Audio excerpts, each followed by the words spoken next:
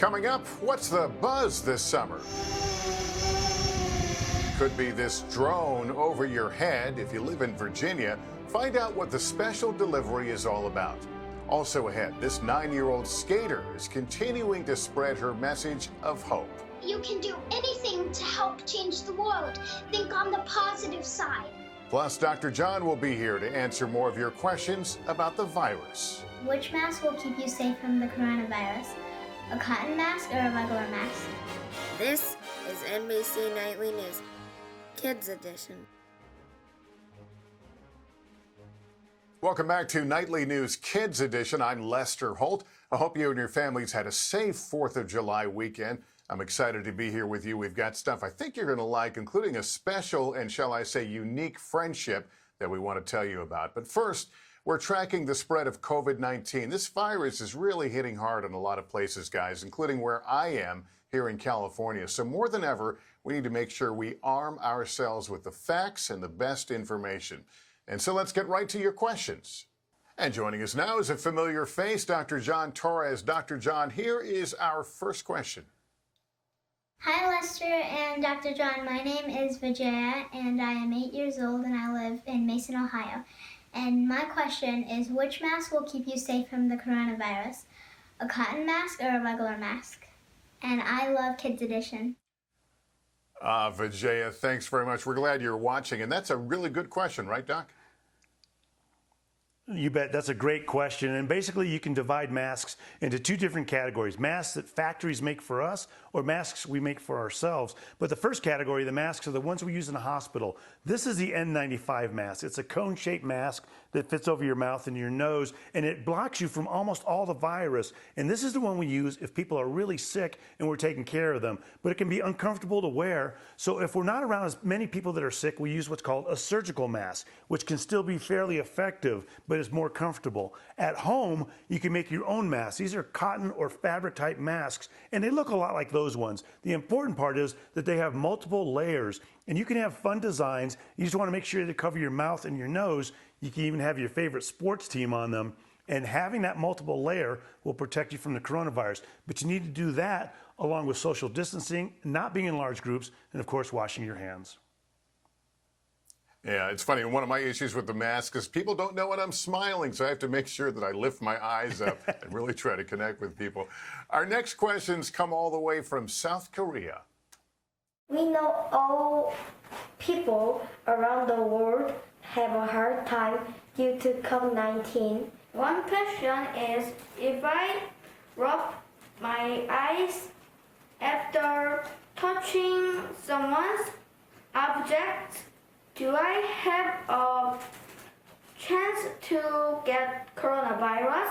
The other question is, if I can reuse the mask after folding and put it in my pocket.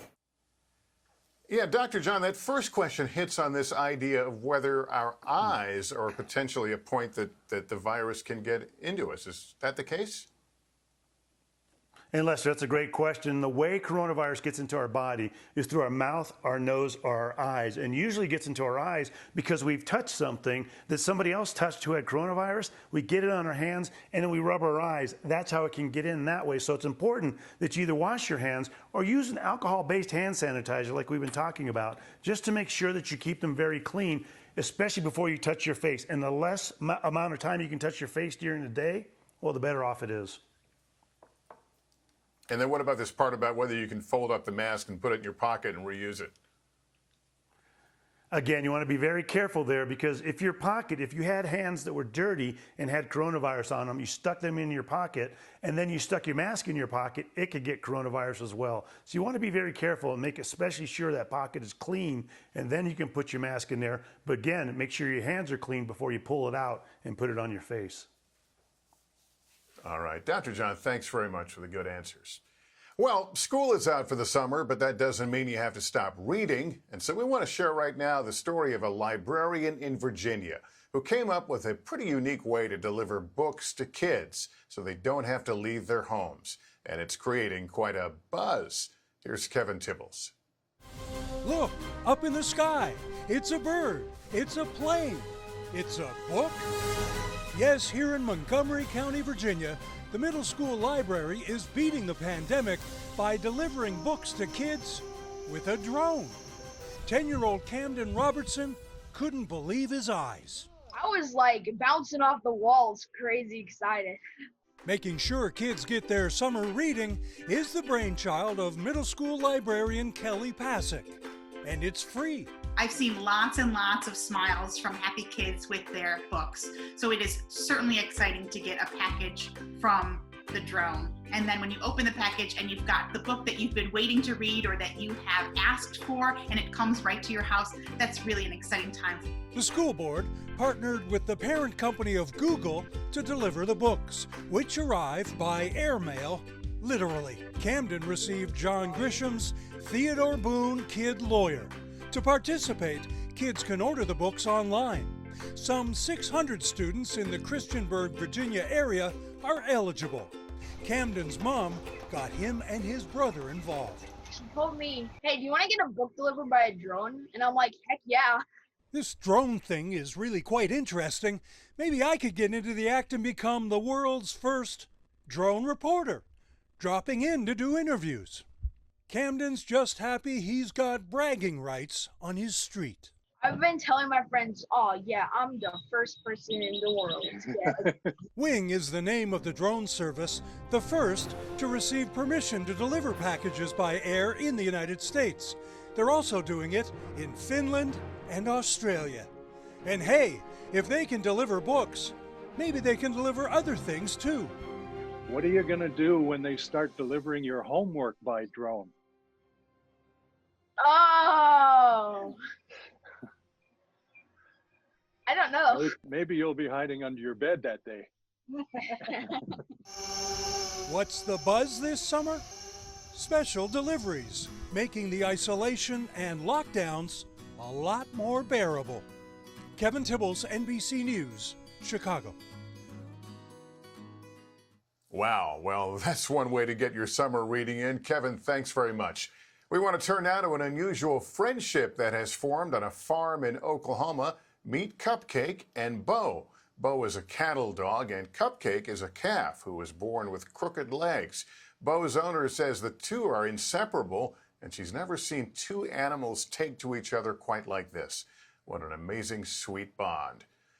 Finally, we want to update you on a story we brought to you a couple of weeks ago about a remarkable 9-year-old skater who is using her talent to spread a message of hope. Joining us now is Kaitlyn Saunders. Kaitlyn, we're so glad you could join us. You got a lot of attention when you skated in Washington, D.C. near the Black Lives Matter mural, and now we see a new video and you pop up at the Lincoln Memorial. Tell me how that happened. Well, I went down to the Lincoln Memorial and reflecting pool where Martin Luther King Jr. gave his speech 56 years ago. And I thought it was amazing that there was an ocean of people where that happened, and I could skate there and say that I had the same dream he did and tried to change the world and make a difference. And he wanted to help make changes, and he was very successful. He helped make a lot of really good changes, but there is more to come. So anyone can help make. I love that, and it was a beautiful video to watch you just freely skating around the memorial. Tell me, what is your message to Americans? What do you want people to take away from that video? I want them to take away that America is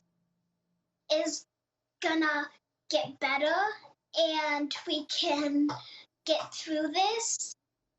We are at a certain part where we are halfway.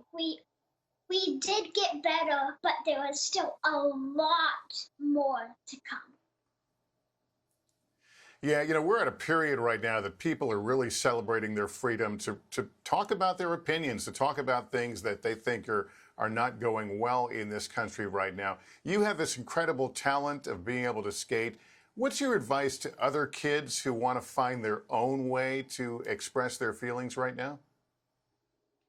Well, I would say you can do anything to help change the world. Think on the positive side. You can do whatever activity you love doing. You can speak, you can skate, you can do anything that explains your belief and that can help anything. Well, Kaitlyn Saunders, it's so great to have you stop by on the program. We love talking to you. We love watching your videos. And thanks for that great advice for the other kids. You have a great day, all right? You too. Well, that's going to do it for us. Parents, just a reminder, if your child has a question, email a video to us at nightlynewskids@nbcuni.com. Thanks for watching, everybody. And as usual, please take care of yourself and each other.